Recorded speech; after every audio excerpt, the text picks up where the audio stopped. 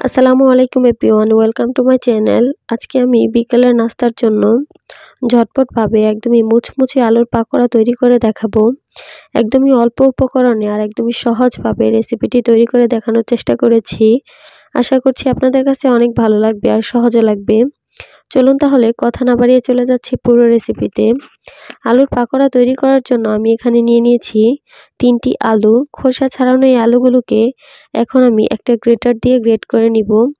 Greater ছাড়াও কিন্তু এই আলুগুলোকে কুচি করে নিতে পারেন। সবগুলো আলু আমি এভাবে গ্রেট করে নিয়েছি। গ্রেট করার পর আলুগুলো দেখতে ঠিক এরকম হয়েছে। এবার আমি এগুলোকে খুব ভালোভাবে ধুয়ে পরিষ্কার করে নিব। 2 থেকে 3 বার পানি পরিবর্তন করে আলুগুলোকে আমি ধুয়ে নিব। পাকোড়াগুলিকে অনেক বেশি ক্রিস্পি করার জন্য আলুগুলোকে ভালোভাবে ধুয়ে নিতে হবে। ভালোভাবে ধুয়ে নেওয়ার পর এবার আমি পানিগুলোকে ভালোভাবে নিংড়ে একটা মিক্সিং বোলে আলুগুলোকে নিয়ে নিচ্ছি। এবার আমি এখানে দিয়ে দিচ্ছি 1/4 কাপ ময়দা, সঙ্গে দিয়ে দিচ্ছি 1/4 কাপ কর্নফ্লাওয়ার। পেঁয়াজ কুচি দিয়ে দিচ্ছি আমি এখানে 2 টেবিল চামচ, ধনিয়া পাতা কুচি দিয়ে দিচ্ছি 1 টেবিল চামচ, 1 চা চামচ দিয়ে দিচ্ছি কাঁচামরিচ কুচি, লাল মরিচের গুঁড়া দিয়ে দিচ্ছি 1/2 চা চামচ, লবণ দিয়ে দিচ্ছি 1/2 চা চামচ, গরম মশলা দিয়ে দিচ্ছি 1/4 চা চামচ, কালো গোলমরিচের গুঁড়া দিয়ে দিচ্ছি 1/4 চা চামচ, আদা গুঁড়া দিয়ে দিচ্ছি 1/4 চা চামচ, রসুন গুঁড়া দিয়ে দিচ্ছি 1/4 চা চামচ। আদা রসুন গুঁড়া যদি আপনাদের হাতের কাছে না থাকে তাহলে সেটা বাদও দিতে পারেন। এখন এই সব কিছুকে আমি একসঙ্গে খুব ভালোভাবে মিশিয়ে নিব। কিছুক্ষণ ভালোভাবে মাখিয়ে নেওয়ার পর দেখতেই পারবেন আলুটা একদমই সফট হয়ে গেছে। এখন আমি ছোট আর পাতলা করে পাকোড়াগুলিকে বানিয়ে নিব। পাকোড়াটা পাতলা করে বানালেই কিন্তু অনেক বেশি ক্রিস্পি হবে। চুলায় একটি প্যান বসিয়ে আমি পরিমাণ মতো তেল দিয়ে নিয়েছি। এরপর আমি এখানে একটা একটা করে পাকোড়া দিয়ে দিব। সবগুলি পাকোড়া একসঙ্গে ভাজা যাবে না, আমি 2 বারে পাকোড়াগুলিকে ভাজবো। সবগুলো পাকোড়া তেলে দেওয়ার পর এখন আমি চুলাটাকে বাড়িয়ে মিডিয়াম আর হাইয়ের মাঝামাঝি রেখেছি। কম হিটে ভাজলে কিন্তু পাকোড়াগুলি মুচমুচে হবে না, তাই একটু বাড়িয়ে রাখতে হবে চুলার হিটটাকে। এই পাকোড়াগুলি ভাজতে খুব একটা সময় লাগবে না, 2 থেকে 3 মিনিটের মতো সময় লাগতে পারে।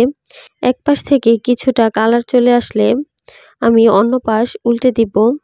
এই পাকোড়াগুলি কিন্তু এখন বেশ ক্রিস্পি হয়ে গেছে। আমি আর এর থেকে বেশি ভাজবো না, আমার কাছে মনে হয় এটাই ঠিক আছে। এখন আমি একটা ছাঁকনিতে করে তেল জড়িয়ে পাকোড়াগুলিকে উঠিয়ে নিচ্ছি। আপনারা চাইলে এগুলোকে আরও কিছুটা ডার্ক করে ভাজতে পারেন, তবে আমার কাছে এরকমই ভালো লাগে তাই তুলে নিলাম। বিকেলের চায়ের সঙ্গে কিন্তু এরকম একটা মচমচে পাকোড়া খেতে অনেক বেশি মজার হয়। আর শীতের দিনে পাকোড়াগুলি সন্ধ্যার নাস্তায় অনেক বেশি মজা হয়। পাকোড়াগুলি দেখতে মাশাআল্লাহ অনেক সুন্দর হয়েছে। আশা করছি আমার আজকের রেসিপিটি আপনাদের কাছে ভালো লেগেছে আর সহজও লেগেছে। যদি ভালো লেগে থাকে আমার চ্যানেলটি সাবস্ক্রাইব করবেন। আসসালামু আলাইকুম everyone, welcome to my channel. আজকে আমি আপনাদের সঙ্গে শেয়ার করব ঝটপট কিভাবে ইফতার আইটেম নাস্তার রেসিপি তৈরি করবেন। এক এক দিন এক এক রকমের ইফতার হলে কিন্তু দেখতে যেমন সুন্দর লাগে, খেতেও কিন্তু অনেক বেশি মজা লাগে। আজকে আমি আপনাদের সঙ্গে শেয়ার করব আলুর সমুচা রেসিপি। কোনো রকমের সমুচার শীট ছাড়াই কিন্তু তৈরি করে ফেলতে পারবেন এই সমুচা। আলু আর ময়দা দিয়ে অল্প কিছু উপকরণে তৈরি করে ফেলতে পারবেন এই মজাদার ইফতার আইটেমটি। আশা করছি আমার আজকের এই সহজ রেসিপিটি আপনাদের কাছে অনেক ভালো লাগবে আর সহজও লাগবে। চলুন তাহলে আর কথা না বাড়িয়ে চলে যাচ্ছি পুরো রেসিপিতে। আর এই রেসিপিটি কিন্তু 1 মাস সংরক্ষণ করে রেখে খেতে পারবেন। আমি এই রেসিপিটি তৈরি করার জন্য প্রথমে একটি মিক্সিং বোলে নিয়ে নিচ্ছি 2 কাপ ময়দা। তবে আপনারা চাইলে কিন্তু ময়দার পরিমাণটা আরও কমিয়ে বা বাড়িয়েও নিতে পারেন আপনাদের পরিমাণ অনুযায়ী। লবণ দিয়ে দিচ্ছি 1 চা চামচ, 1 চা চামচ দিয়ে দিচ্ছি কালো জিরা। ময়দার সঙ্গে আমি এগুলোকে একটু ভালোভাবে মিশিয়ে নিচ্ছি। মিশিয়ে নেওয়া হয়ে গেলে এবার এখানে আমি দিয়ে দিব 2 টেবিল চামচ রান্না করা রেগুলার তেল। এবার আমি এই তেলটাকে খুব ভালোভাবে মিশিয়ে নিচ্ছি। সব কিছুকে ভালোভাবে মেশানো হয়ে গেলে আমি একটু চেক করে নিব। কিছুটা ময়দার মিশ্রণ হাতে নিয়ে একটু হালকা করে চাপ দিলেই দেখবেন এরকম দলা পেকে যাবে, আবার হালকা করে চাপ দিলে ভেঙে গুঁড়িয়ে যাবে। তখনই বুঝতে হবে সব কিছু খুব ভালোভাবে মেশানো হয়ে গেছে। এবার আমি নর্মাল টেম্পারেচারে পানি দিয়ে অল্প অল্প করে একটা ডো তৈরি করে নিব। পানিটা আমি একসঙ্গে দিব না, অল্প অল্প করে দিব আর ডোটা তৈরি করব। এতে করে ডোটা একদম পারফেক্টভাবে তৈরি করা হবে। নর্মালি আমরা রুটি পরোটা তৈরি করার সময় যেরকম ডোটা সফট রাখি, এই ডোটা কিন্তু তার থেকে একটু শক্ত হবে। সমুচার ডোটা যদি নরম হয় তাহলে কিন্তু সমুচার ভাঁজটা দেওয়ার সময় ভালোভাবে দেওয়া যাবে না। তাই এই ডোটাকে কিছুটা শক্ত রাখতে হবে। 2 কাপ ময়দার জন্য আমার এখানে 1 কাপের থেকে কিছুটা কম পানি লেগেছে, তবে আপনাদের ক্ষেত্রে আরও কম বা বেশিও লাগতে পারে। পানির পরিমাণটা আপনারা একটু বুঝে দিয়ে নেবেন। আমার এখানে ডোটা তৈরি করা হয়ে গেছে। এখন আমি এই ডোটাকে একটা ভেজা কিন্তু নিংড়ানো টাওয়াল দিয়ে ঢেকে রেখে দিব 10 মিনিটের জন্য। আর এই 10 মিনিটের মধ্যে আমি আলুর পুরটাকে রেডি করে নিব। আমি এখানে 3টি সিদ্ধ করা আলু নিয়েছি আলুর পুরটাকে তৈরি করার জন্য। আর আমি এই আলুগুলোকে ছোট ছোট টুকরো করে খুব ভালোভাবে সিদ্ধ করে নিয়েছি। এখন আমি একটা কাঁটা চামচের সাহায্যে আলুগুলোকে ম্যাশ করে নিচ্ছি। আপনারা চাইলে কোনো গ্রেটার দিয়েও গ্রেট করে নিতে পারেন বা অন্য কোনোভাবেও ম্যাশ করে নিতে পারেন।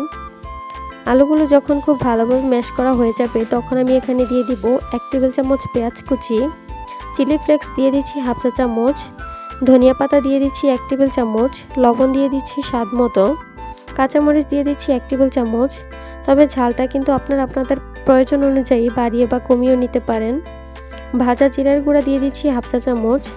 এখন এই সব কিছুকে আমি একটু ভালোভাবে মিশিয়ে নিচ্ছি। এই সব কিছু খুব ভালোভাবে মেশানো হয়ে গেলে কিন্তু তৈরি হয়ে যাবে আমাদের মজাদার আলুর পুরটা, কোনো রকমের ঝামেলা ছাড়াই। সব কিছু একসঙ্গে ভালোভাবে মেশানো হয়ে গেলে এখন আমি এই পুরটাকে একটা সাইডে সরিয়ে রেখে দিচ্ছি। প্রায় 10 মিনিটের মতো ঢেকে রাখার পর এই ডোটা কিন্তু তারপর অনেকটাই সফট হয়ে গেছে, তবে অনেক বেশি সফট হয়নি। আমি আবারও কয়েক সেকেন্ডের জন্য এই ডোটাকে স্মুথ করে নিচ্ছি মধ্যে। এবার এই ডোটাকে আমি ছোট ছোট করে একটা লেচি করে নিচ্ছি। তারপর একটা বোর্ডের উপর সামান্য ময়দা ছিটিয়ে আমি একটা রুটি বেলে নিচ্ছি।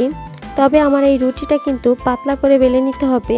আর এই রুটিটা কিন্তু অবশ্যই পাতলা করে বেলে নিতে হবে, তাহলে কিন্তু ভাঁজ দেওয়ার সময় ভারী হয়ে যাবে। রুটিটা যদি ভারী রাখা হয় তাহলে কিন্তু ভাঁজ দেওয়ার সময় সুন্দরও হবে না।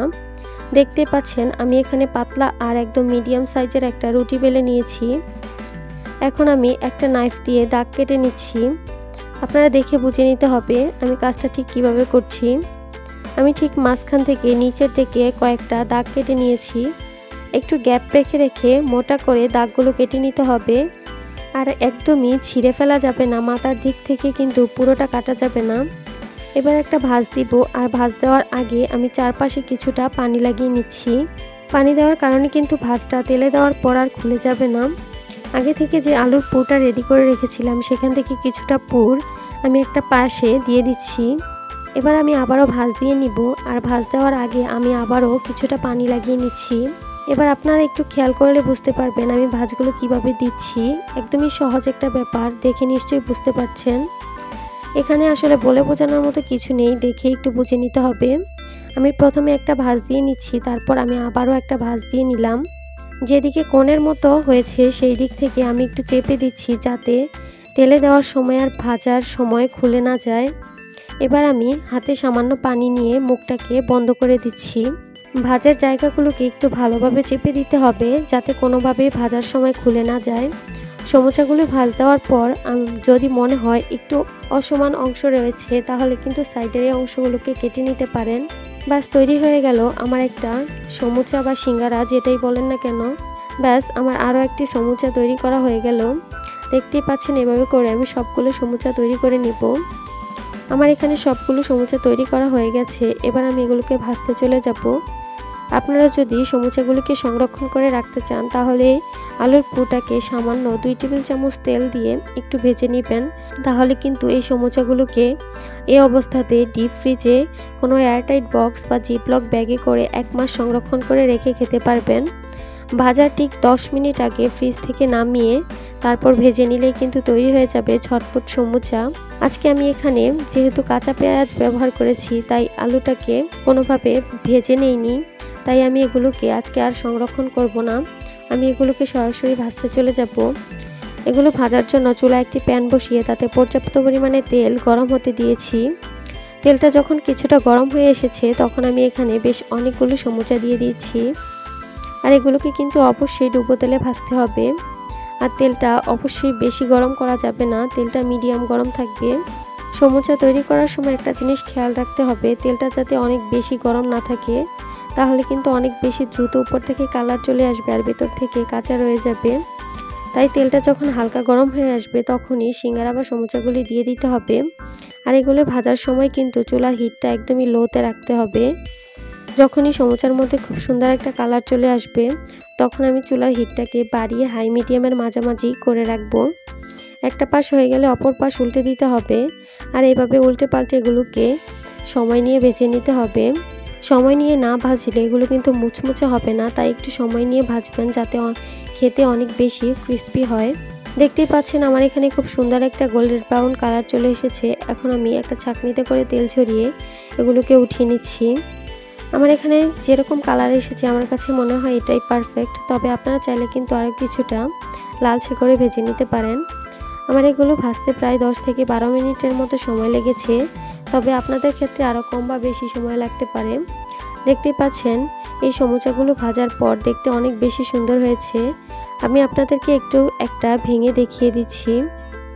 এগুলো দেখতে উপর থেকে অনেক বেশি মুচমুচে আর ভিতর থেকে আলুর পুরে ভরা। এরকম মজার আর সুস্বাদু নাস্তা কিন্তু বিকেলের জন্য অনেক বেশি মজার হয় চায়ের আড্ডায়। আর রমজান মাসে যদি ইফতারে এরকম একটা আইটেম দেওয়া হয় তাহলে তো খেতে অনেক বেশি মজা লাগে আর দেখতে অনেক বেশি আকর্ষণীয় মনে হয়। আশা করছি আমার আজকের এই সহজ রেসিপিটি আপনাদের কাছে অনেক ভালো লেগেছে আর সহজে লেগেছে। যদি ভালো লেগে থাকে অবশ্যই আমার চ্যানেলটি সাবস্ক্রাইব করবেন আর পাশে থাকা বেল বাটনটি ক্লিক করে রাখবেন আমার পরবর্তী